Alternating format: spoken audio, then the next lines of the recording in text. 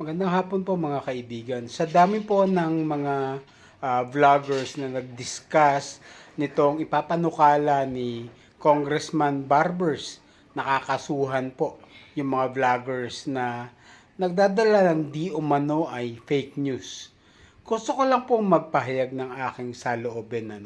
Kasi unang-una, meron siyang pahayag itong si Barbers na kami raw, sasama ko na yung sarili ko, ay pakawala ng mga involved sa o mga leader sa Pogo at tungkol sa drugs.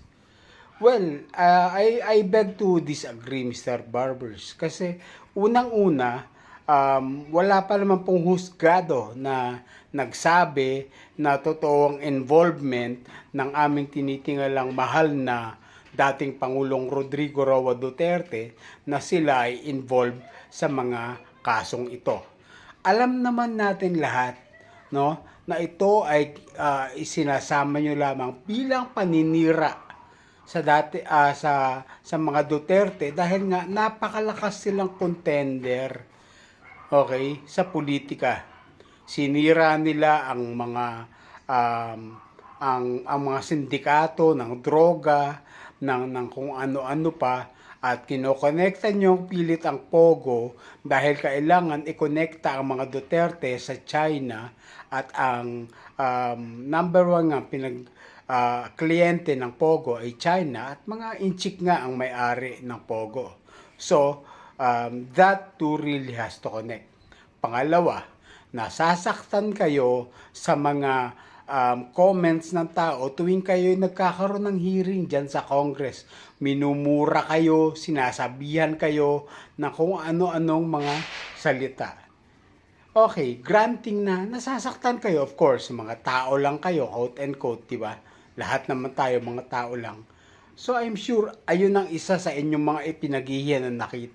Kasi feeling nyo, mga nagkatrabaho naman kayo ng tama at hindi kayo dapat tinutuliksa. Pero tandaan nyo po, wala po kaming nilalabag sa konstitusyon ng Pilipinas sa pagpuna sa inyo ng mga bagay na ganito. Ngayon, kung may mga tao na mga nagsasabi ng mga masasakit na salita sa inyo, pwede ho bang maging level-headed kayo? Anong ibig sabihin? Anak ng tutsang, ilang daang libo ang pinapasweldo namin sa inyo. 3 taon kayo umuupo sa Congress. Ilang milyon yon sa isang taon. Ngayon, pag nararamdaman namin na hindi tama ang ginagawang inyong trabaho, puro kayo pamumulitika, magsasalita kami ng putang ina nyong lahat dyan sa Congress, masasaktan kayo? Maging patas naman ho kayo. Pinapasweldo kayo ng taong bayan, pakiramdam namin hindi tama ang ginagawa ninyo sa pera ng taong bayan. Ngayon, pag nakarinig kayo ng mura, mapipikon kayo, abay putang ina ninyo ulit. Magkahiyaan naman ho tayo. Pasweldo namin kayo, isalaksak nyo yan sa mga kokote nyo. Kayong mga congressman. Di ba? Kung talagang magagaling kayo, bakit hindi nyo paupuin si mismong Congressman Marcoleta at siya ang inyong gisahin? Kasama nyo siya dyan sa Congress mismo. Maraming pinapahayag si Marcoleta tungkol sa kamalian na pinagagawa nyo at paglabag mismo sa sarili nating batas ang inyong mga ginagawa. Kaliwat kanan ang banat nyo sa mga Duterte, na kaliwat kanan din naman ang ginagawang pagbasura ng husgado sa mga kasong ito. Ano ang ginagawa nyo? Basta ang optics sa mainstream media, maraming kaso sa mga Duterte. Kahit in reality, it doesn't stand in the court of law. So, ganun lang ang inyong optics na gustong gawin. Kaya kayo dyan sa Quadcom, lalo ka na Barbers, kasi ikaw ang nagpapanukala niyan. Konting nipis ng muka. Okay, lastly, ipapatawag nyo ba ang lahat ng mga vloggers? Totoo ba yung sinasabi mo? Magpapatawag ka ba ng mga vloggers na sa tingin namin ay kakampi nyo dyan sa administrasyon? Unang-una, sila po ay mga tagatugak nito ni Tambaloslos at mismong ni Martin Romualdez. Unang-una, itong nasa Canada na vlogger, nang sinabi niya na ang NIA ay National Irrigation Agency. Mali po yun. Ito po ay National Irrigation Administration. Okay. So, fake na po yun. Misinformation na po yun. Ipapatawag nyo po ba ito? Okay, granting, hindi nyo kaya kasi nasa Canada.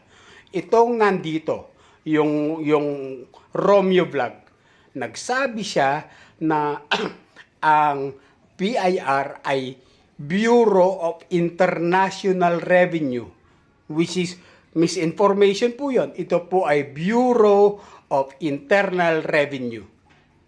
So, that's misinformation. Ipapatawag nyo po ba ito? Itong vlogger na ito? Okay, pangatlo.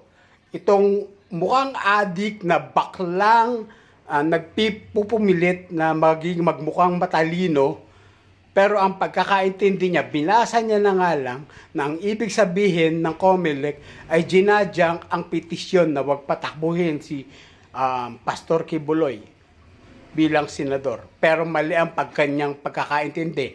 At tawa pa siya ng tawa sa kanyang vlog na kamusta naman daw ang Diyos namin. Mali ang kanyang pagkakaintindi. Ang ibig sabihin, binasura yung petisyon na wag patakbuhin si Kibuloy. Meaning, pwedeng tumakbo si Pastor Apollo Kibuloy bilang senador.